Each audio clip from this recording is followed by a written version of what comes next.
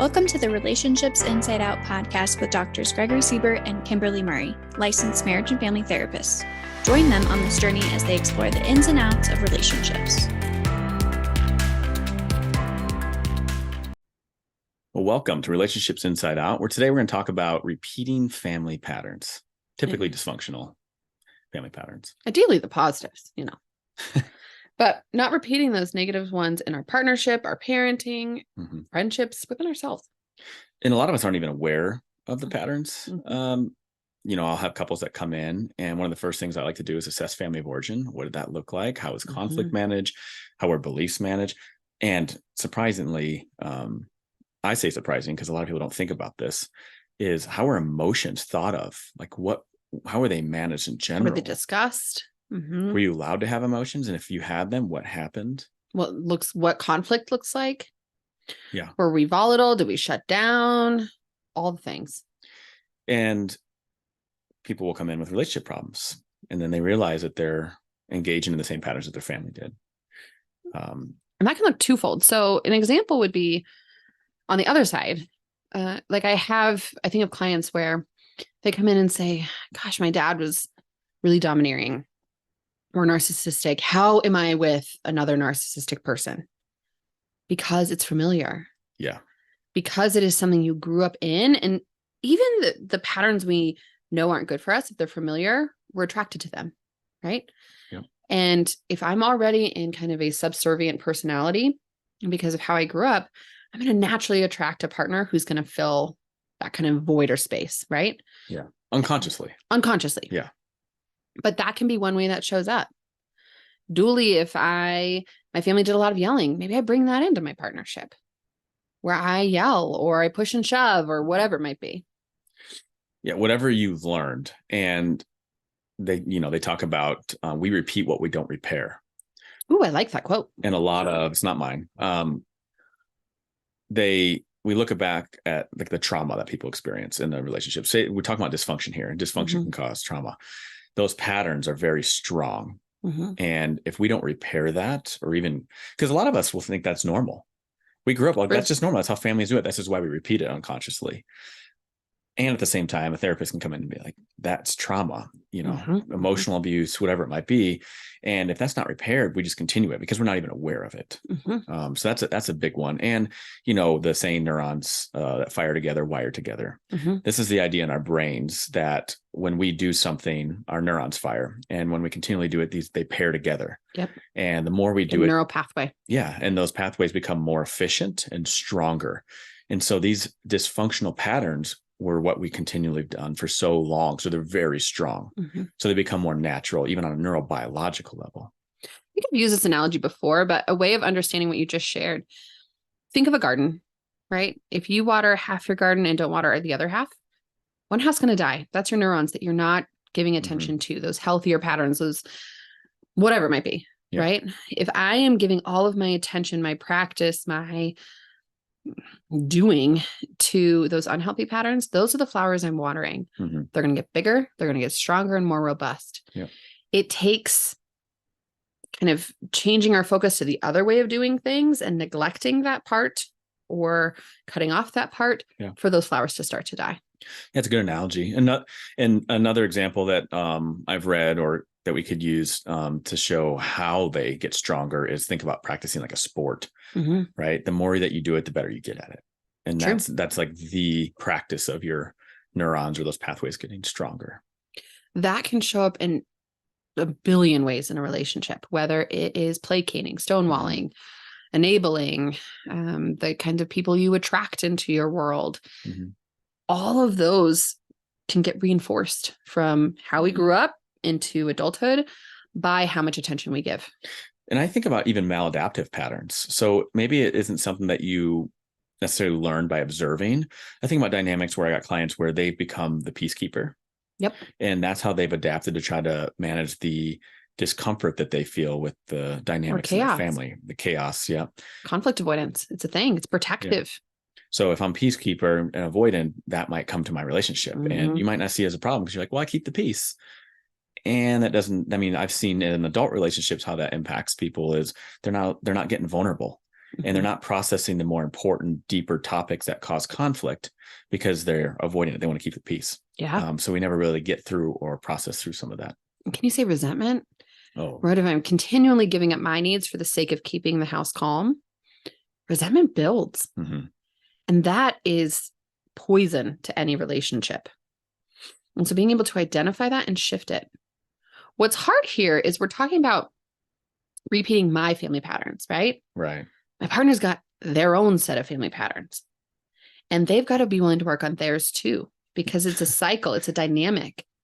I can change mine, mm-hmm. and the greater relationship dynamic may not change a whole lot until both partners are invested in that change. Yeah. Relationships are hard. Continuous work. That's why when I talk with couples, I always say that you both bring in your own family cultures together and how they interact. And that includes how you both learn to adapt or maladapt. Mm-hmm. And you're bringing that here unconsciously. Mm-hmm. And it makes sense. But how do we make that more efficient? How do we resolve this aspect? One example I want to give that I think is very fascinating too, that we don't think about, is a child might learn to disrupt the chaos in their family by being sick. Ooh. Or hurt. And so what I see in the adult relationships is something's always wrong. Something is wrong. If chaos gets in there, I'm sick, I'm hurt, or they're burnt out, I'm tired. Mm-hmm. And they've learned, right? And they probably got responses from mm-hmm. the parents at that. And that was reward for them because the conflict stops. That was rewarding. Oh, if I'm sick or something's wrong with me, my parents stop fighting.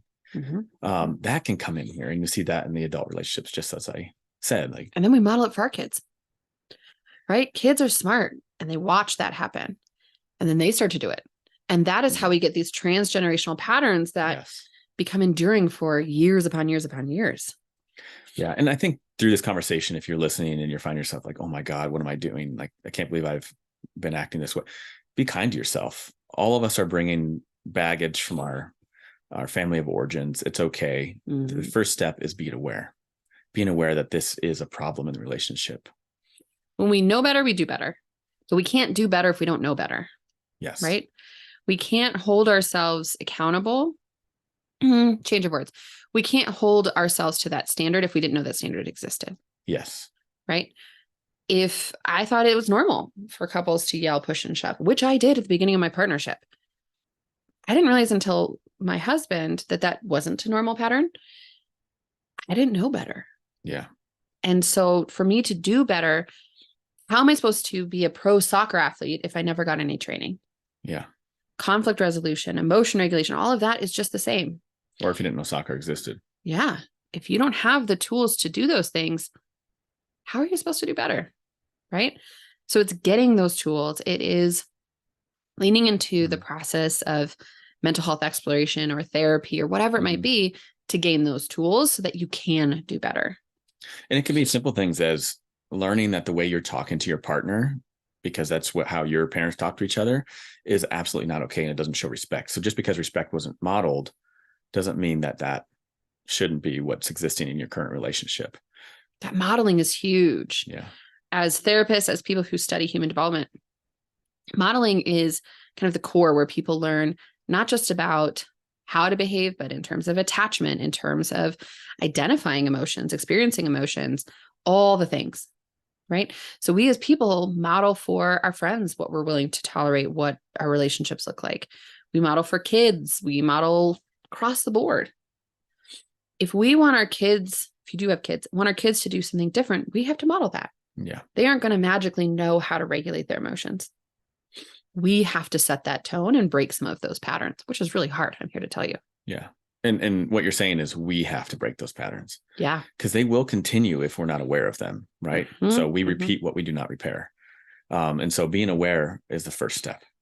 And whether that's through reading or watching your own family and observing now that you're more separated, if you've had the opportunity to move out of the house, and then maybe even talking to a therapist to explore this. I love doing genograms with families. A genogram is really our mapping of families. Think family tree on steroids. Yes. All the interactions, conflict and connections and divorce, cutoffs and all addiction, substance use, and see how that plays. And it's very fascinating. And we've talked about this, I know, in a previous episode, is you'll see couples be like, oh my God, I married my mother, or I married my father. And you know how often that sentence comes out? Oh my God. All the time. And it's really a reflection of what we're talking about here is these patterns continue to exist. And now it doesn't mean that all those cases, that's a bad thing. It just means that we found a role that has worked with how that one parent was responding. And so we found someone unconsciously that matched with. It's hard. It's hard to notice it. And right, like I think I'm doing things different, better than my parents did. But I can guarantee you when my daughter is in my shoes, she's going to say, Mom, I can't believe you did blank. Yeah. That's going to be true of any generation, right? Yes. Because right now I'm operating from a operating system of this is what we know right now is best. Yeah. And even that I screw up all the time. When she's our age, research will have gone far above what it is now. Our knowledge will have grown. And so she'll even have to update my software of, hey, Mom, like you did this thing. And actually that really wasn't good. Yeah. I don't plan on updating my software. I plan on just being that rigid AF crotchety old man who misses the old days. Back in my day. Yeah. And what you're talking about in terms of that generational stuff is that new things will come. And as the parents or grandparents, this is part of being flexible in this sense as well. And trying to understand what are they trying to do to change. Very, very hard because they're in our roots. And you got to think it's easy to go here and blame our parents. Like, look, oh, they messed me up. Well, they also probably grew up in the same exact environment. And then their parents, or even worse, their parents. Yes. Because if you go back 2 generations, we know that things like kids are seen and not heard was a common phrase. Or that really intense corporal punishment was normal, even within schools. Right. Yeah. And so for them, they also grew up in a harsh environment. They did the best they could with doing things different. And that'll be true generation after generation. Yeah. What gets hard is when these 2 realities collide. Right. So I've updated my software to hopefully do a little bit better. And I hope my daughter does better, by the way. But then telling my dad or my in-laws, hey, this is what our parenting style looks like. That can be really jarring for them. Yeah. Not because they want to be a pain in my ass, but because it doesn't align with their reality, or that by them saying, okay, we'll do that, somehow is them admitting that they did something wrong before. Oh, a lot of that guilt will serve as a barrier. Yeah. Right. Or like an example. When I was little, you always hugged your grandparents. You always gave them a kiss. You always said you loved them, and you never gave them an opinion or voice, period. We don't do that in our house, right?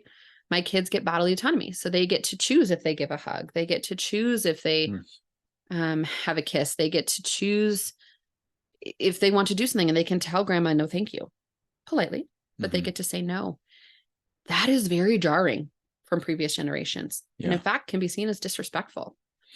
And so being able to talk about across generations, talk about those changes in boundaries, practices is really important too. And this goes back to awareness. We have to be aware. And even if you don't feel like there's dysfunction, it is really fun to explore family dynamics, either with like a trained therapist who can go back, ask the right questions, just to get a better understanding of why things were the way they were, talking to your parents if that's possible, and asking them about their childhood.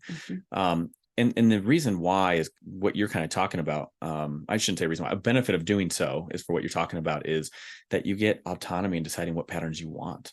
There might be people who think you're going to keep. Like, for example, the example you gave about the grandparents, maybe somebody wants to continue that tradition and doesn't see that as sure, right. Absolutely. And that's fine. I mean, a therapist might have something to say about that, depending on who they are. Like, I mean, I might not, because I'll be like, that's what you're deciding. Like, does it cause harm? Is it ability to function? Could it cause? But we can't really make those decisions and make it how we want to and change it unless we're aware of everything, the good and the bad. And that starts with just exploring and being okay with looking back and in an exciting, curious way of what happened. A non-judgmental way. That's if I go in and say like, my parents were the worst and they did all these terrible things, now I'm going to pendulum swing. I'm going to resist all the things they did. And in fact, that's not going to be healthy probably either, because now I'm going to go perhaps to, well, my parents were so strict that I'm not going to have any rules for my kids. And that's not good either. Yeah. So it's getting curious as non-judgmentally as we can to not pendulum swing, but to intentionally decide where we're going to land. And I forgot what I was going to say. This is wonderful. We've all been there. Myself included. Yeah, it's gone. It's out of the park. As I tell my kids, the train left the station without me every time. Oh, it was like right there. I'm like, oh, this is going to go well. And apparently not. In my family, if you forget it, it's like, it must have been a lie. But those family patterns are so important. Learn about them. Get curious about them. It came back. The train came back for me. Train's here. Oh God, please don't lose it. One barrier might be to exploring is the trauma. And it was very scary to revisit. Fair. So an important process of this might be going to repair that, talking to a therapist, and safe, trained space. And there are a lot of different therapeutic approaches and modalities that work with trauma that can help heal that to where it becomes safer to go back without having a physiological charge that we experience, that discomfort from that trauma. Excellent point. And we can look at it more objectively and explore it from that objective lens rather than reliving. So it's really important if there's trauma and you notice you get yourself triggered, maybe even dissociating, if you're aware of that, don't go work on find somebody, a professional. Some healing first. Yes. And that goes back to the fact that we will repeat if we don't repair. This is the repair piece that we need to do. And sometimes there's clients where the trauma is so severe that they're not even aware of their childhood because their brain is protecting them from it. And so you're not able to go back and explore. So that's where we need to work on the trauma more specifically. And it's hard because I think of trauma as the gift you never asked for, right? Mm-hmm. The amount of trauma I went through is very different than what my husband went through. Mm-hmm. So I have been in therapy for many years and will continue to be in therapy because my history had a lot more healing to go through. Whereas for my husband, his childhood had its speed bumps, but it wasn't that bad, right? Yeah. All in all, they were pretty good family. And so that can be really frustrating too as a partnership of, why do I have to do all this work, but my partner doesn't? Healing from your family patterns is going to look different than what it looks like for your friend, for even your siblings, right? How I handle it versus how my siblings did, or their experiences or memories are going to look different. And that's okay too. And it's going to be very, very hard to do so, to change, because a lot of these patterns are protective. Absolutely. And we need to feel safe to be okay with change. And it's slow. This isn't quick change. Yeah, it's not like, I don't want to do that anymore. Let's stop. Or just do this breathing technique, it'd be fine. If that were the case, we wouldn't have jobs. Correct. It is slow change, but it is worthwhile change. Because as part of changing our family patterns, now I'm going to select healthier friends.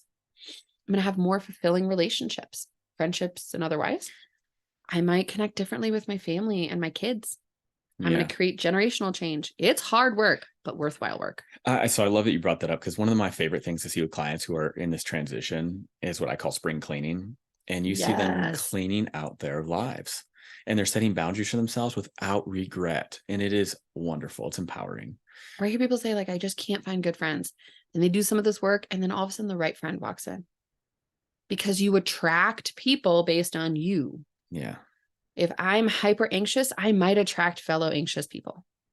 Or if I'm subservient, I'm going to attract. Is that how we kind of connected?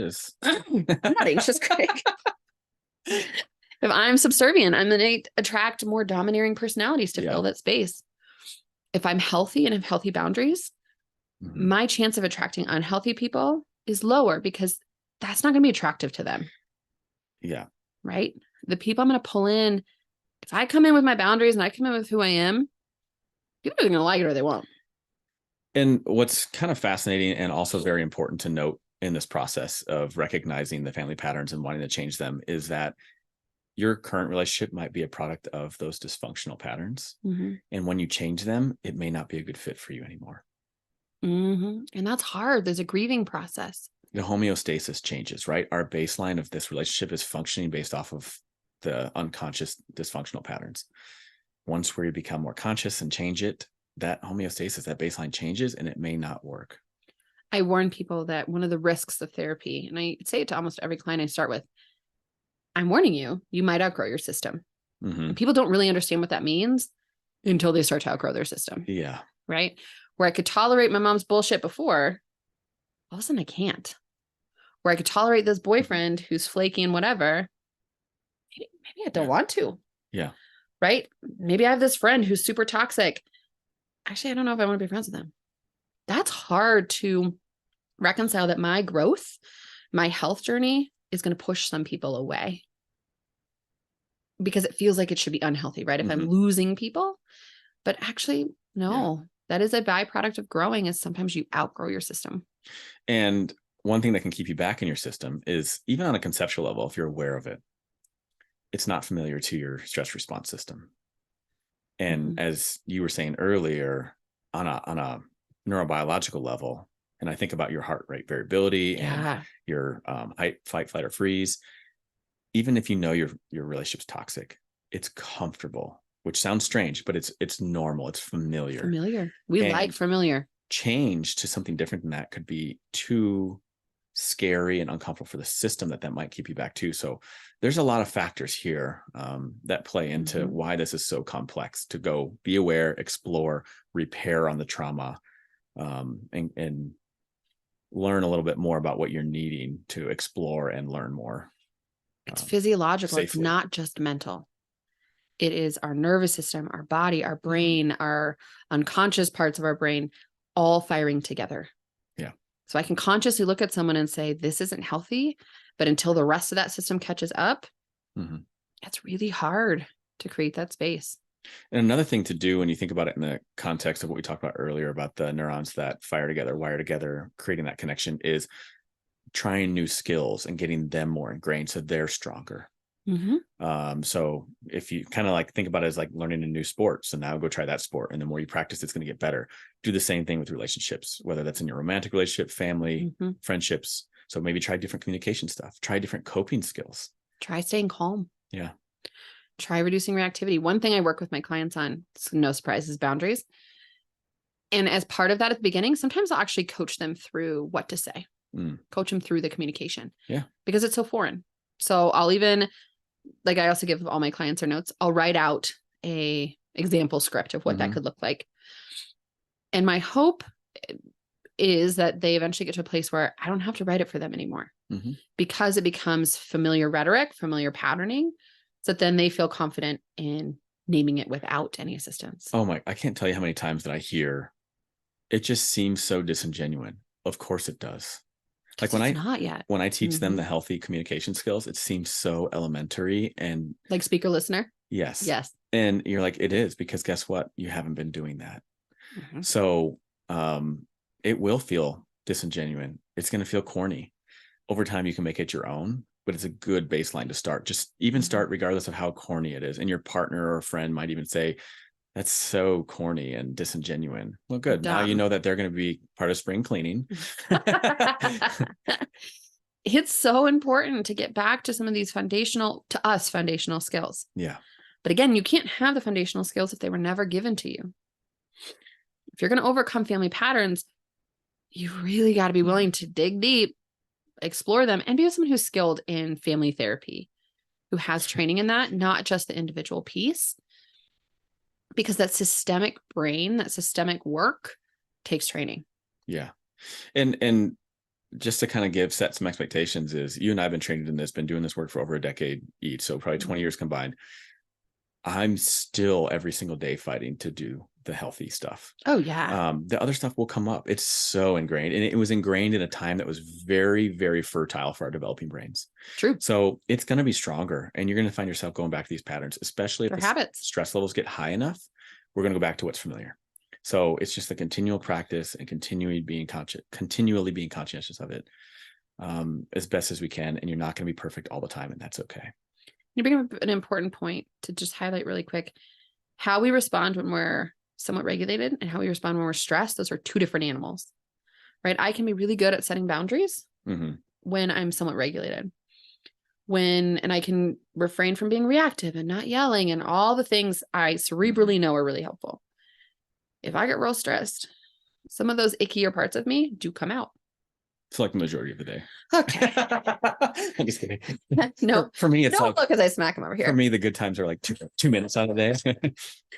And it's hard. It's hard to use those skills in a high stress place because your reptilian, your fight or flight brain has its own healing to do separate from your conscious prefrontal cortex. They are two very different parts of the brain. They require two very different strategies to heal. And we talked about this in the trauma episode.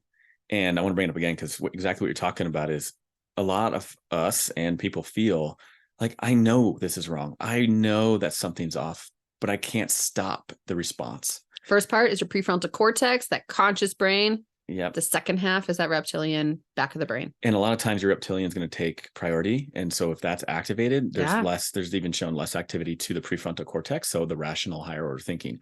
So they are different, and you're going to feel that the trauma is still responding because it's stuck maybe in a different part of the brain. And your reptilian takes over. I give this example to my clients all the time because your brain and body's sole job is to survive. If I am running from a bear, my hind brain's going to kick in because it's going to want me to stay alive. I'm not going to stop and be like, oh, look at that daffodil. Isn't it pretty? Which is the prefrontal cortex. Yeah. I don't have time for that shit. I'm running from a bear so I don't get eaten. Yeah. Problem with the brain is it doesn't know the difference between a bear, a spider, and my husband. It responds to threat. Shitty boss. Responds to threats all the same. Yeah. A threat is a threat is a threat. It doesn't even decipher. Yeah. It doesn't decipher the difference.